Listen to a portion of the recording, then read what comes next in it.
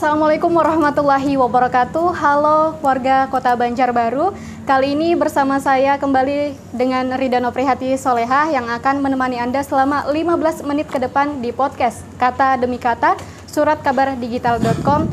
Tentunya kita hari ini akan membahas tentang Karhutla dengan DPRD Kota Banjarbaru. Dan saat ini telah hadir di tengah-tengah kita bersama yaitu Bapak Ketua DPRD Kota Banjarbaru, Bapak Fadliansyah Akbar. Halo Bapak, apa kabar? Alhamdulillah baik. Alhamdulillah baik ya Bapak ya. Terima kasih banyak Bapak sudah menyempatkan waktunya telah hadir di podcast kita pada hari ini.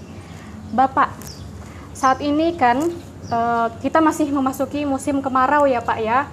Dan juga di kawasan Landasan Ulin saat ini masih sering terjadi kebakaran hutan dan lahan.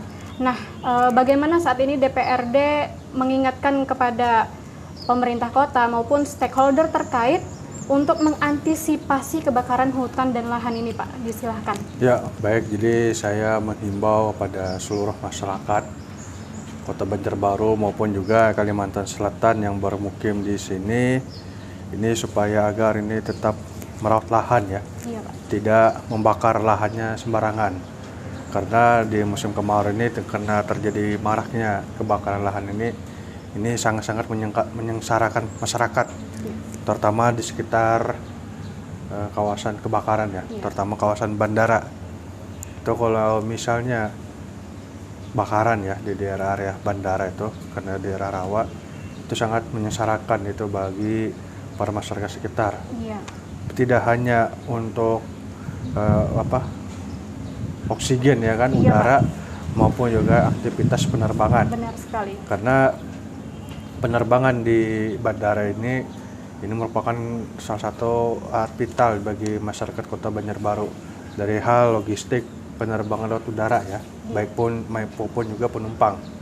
Jadi kalau misalnya kebakaran ini tetap terjadi seperti ini, tidak ada kesadaran dan juga tidak ada tindakan representatif dari pihak-pihak tertentu dalam aparat, ya, ini sangat merugikan bagi kita ya, banyak sekali yang merugikan dari ekonomi maupun juga waktu yang, ya, terbuang, karena setiap kita kebakaran pagi, kabut asap yang tebal, otomatis penerbangan itu terganggu, ya, penerbangan terganggu otomatis terganggulah logistik juga kan, yang misalnya sehari bisa dapat 10 logistik, yeah, logistik barang ya kan, ini bisa sampai 6 kali. Yeah. Nah, ini otomatis rugi para pengusaha dan itu sangat menyengsarakan para pelaku usaha maupun juga masyarakat ya kan, yeah, karena berdampak ini aktivitas lalu lintas udara ini. Saya harapkan ini di musim kemarau ini tidak dimanfaatkan untuk kebakaran lahan. Karena di samping kebakaran lahan itu juga itu memicu juga terjadinya kekeringan, iya, kekeringan air. Karena habis orang kebakaran otomatis tidak ada lagi air yang tersisa di dalam ya kan, di dalam tanah, otomatis itu berpengaruh juga terkait ketersediaan air bawah tanah di kawasan tersebut. Saya harapkan itu dengan sadar diri itu tidak terjadi masif lagi kebakaran lahan ya. Dan yang kedua, saya harapkan juga ini pihak-pihak terkait dari hal ini ialah SKPD yang terkait maupun juga aparat keamanan ini bisa terus proaktif dan juga memantau patroli terkait waktu, yeah, yang sangat riskan untuk terjadi kebakaran ya kan, yeah. Maksud saya itu syaratnya dia bisa membentuk tim gugus kebakaran ya, tim gugus tugas, yeah, maupun tim untuk memantau patroli daerah-daerah yang sering kebakaran lahan maupun juga daerah-daerah yang tanah kosong dan riskan untuk kebakaran, sehingga dengan dibentuk tim ini bisa minimalisir terjadinya kebakaran. Karena kebakaran ini kalau sudah terjadi kebakaran khusus daerah Kalsel ini sangat susah untuk dipadamkan. Iya. Karena kenapa? Tanah di Kalsel ini terutama di daerah yang langganan bakar itu tanah rawa ya. Iya. Jadi kalau bisa terbakar sulitnya minta ampun. Iya. Kalau bukan musim hujan yang kasih padam, kekuatan manusia dan peralatannya itu betul-betul sangat sulit untuk dipadamkan itu. Baik Bapak, apakah saat ini ada laporan nih Pak dari BPBD terkait itu tentang misalnya kendala dari penanggulangan karhutla itu sendiri Pak? Ya kalau saya biasanya banyak kan dengar itu ialah ketersediaan armada ya, yang masih kurang, maksudnya peralatan. Iya. Karena di pihak BPBD sendiri itu dari segi armada dan juga personal itu tidak memadai lah untuk pemadaman kebakaran. Dan juga saya harapkan juga ini terkait dengan pemadaman lahan ini itu bisa dilibatkan oleh lembaga swadaya masyarakat atau tim rescue ya. Kalau bentuk swadaya masyarakat itu bisa membantu terkait pemadaman kebakaran ini. Contoh dari segi pemerintah daerah kita bisa mensupport logistik lah, terutama uang transportasinya dan juga hal-hal yang lain bisa disupport untuk tim swadaya masyarakat untuk bisa membantu pemadaman. Dan juga TNI Polri juga itu tentu juga harus kerjasama di sektor untuk pemadaman. Karena di Banjarbaru yang paling sulit yang lahan itu adalah lahan kosong ya, luas. Itu kalau dia mengandalkan tenaga darat itu sangat sulit, itu pun juga lewat udara itu sangat terbatas. Saya harapan itulah lebih baik minimalisir lah itu kan. Harus ada tindakan tegas bagi para pembakar ini dengan sengaja. Karena pembakaran secara massal itu tidak dibenarkan dalam undang-undang untuk pembakaran massal ya. Jadi saya harapkan itu ada tindakan tegas dan juga sosialisasi persuasif pada masyarakat untuk mencegah kebakaran. Untuk ketersediaan air itu sendiri bagaimana Pak? Apakah ada informasinya lebih lanjut? Ya di sini kalau memang untuk daerah Banjarbaru saya belum banyak mendengar ini krisis air ya. Tapi mulai panas udara ini saya rasakan. Saya harapkan karena tidak parah lagi, kemudian itu bisa aman lah dalam krisis air. Saya harapkan itu krisis air ini biasanya berbarengan dengan kebakaran. Karena ketersediaan air di lahan basah itu kan hangus, otomatis tidak ada air resapan. Itu salah satu mencegah krisis air itu kebakaran ya kan. Iya baik. Untuk terkait sarana dan prasarananya sendiri itu Pak, bagaimana DPRD sendiri menyikapinya Pak? Ya saya terkait kekurangan sarana dan prasarana, saya pribadi ya saya sarankan itu bisa memaksimalkan bantuan dari kolaborasi dari stakeholder yang memadai di Banjarbaru maupun juga dari lintas aparat ya, dalam ini Forkopimda bisa dimaksimalkan untuk saling kerjasama untuk kebakaran dan juga bisa memberdayakan masyarakat swadaya untuk pemadaman ini sehingga bisa kita secara maksimal minimalisir kegiatan kebakaran ini. Karena kebakaran ini perlu juga kerjasama semua stakeholder untuk bisa memadamkan ya kan. Terutama juga elemen masyarakat itu saya harapkan bisa perlu juga turut membantu, dan juga para aparat Forkopimda juga bisa saling membantu juga supportnya. Kalau kita untuk DPRD mendukung lah kegiatan itu, tapi kalau kita mensupport kegiatan itu kita bertahap lah dulu kan. Ya kita mungkin bisa usulkan tuh bertahap dulu peremajaan armada tahun depan dan juga personal yang terus kita tingkatkan. Iya baik. Untuk DPRD sendiri apakah ada melihat nih Pak pemerintah untuk mengajak damkar swasta untuk bergabung Pak menangani penanggulangan karhutla ini Pak?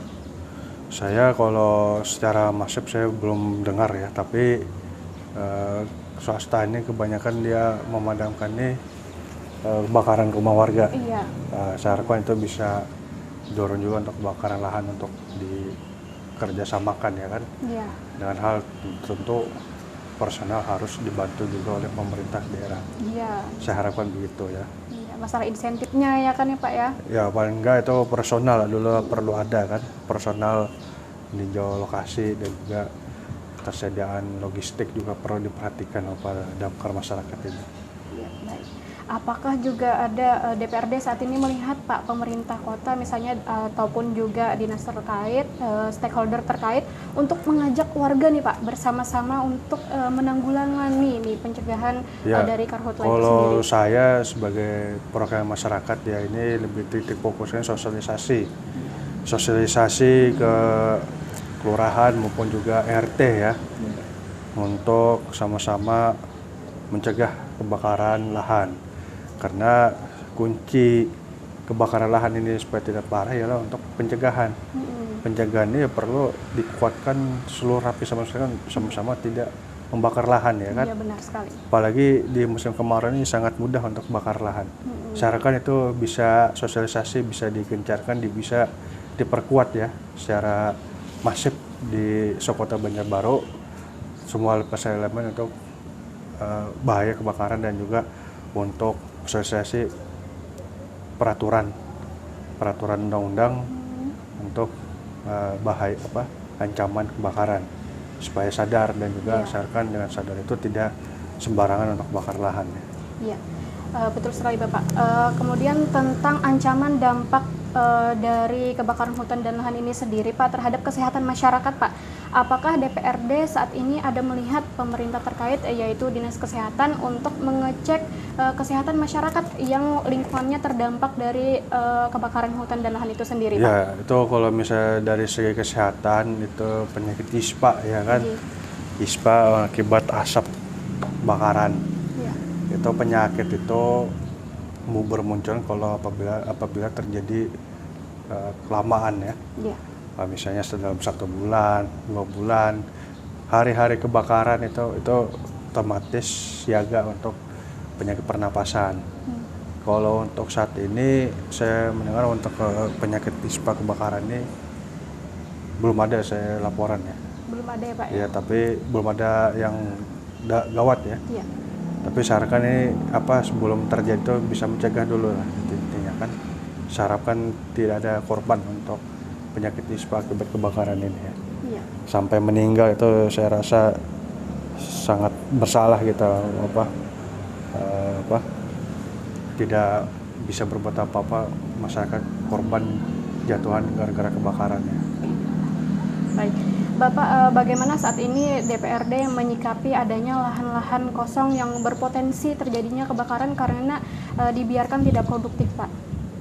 Ya, saya harapkan dari sosialisasi DPRD lahan yang tidak berproduktif itu, saya harapkan itu lahan tetap bisa dijaga ya.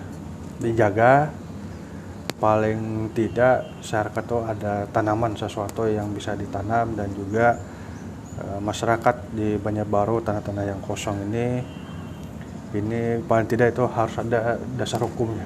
Ya. Punya alas dasar hukum semacam sertifikat lah bahwa tanah ini memang milik dia dan juga tidak disengketakan. Ya. Tanpa harus dibakar. Ya. Ya kan? Nah, jadi saya lebih baik itu dulu ditekankan dulu kan. Kayak merasa tanahnya punya luas, lalu baik diurus dulu surat-suratnya kan. Ya.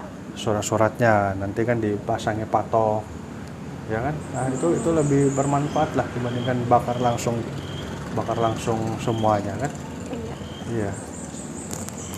Baik, sebelum menutup podcast kita pada hari ini, kira-kira Bapak Ketua nih, apakah ada pesan maupun himbauan kepada pemerintah kota ataupun masyarakat tentang pencegahan dari karhutla ini sendiri, Pak? Silahkan.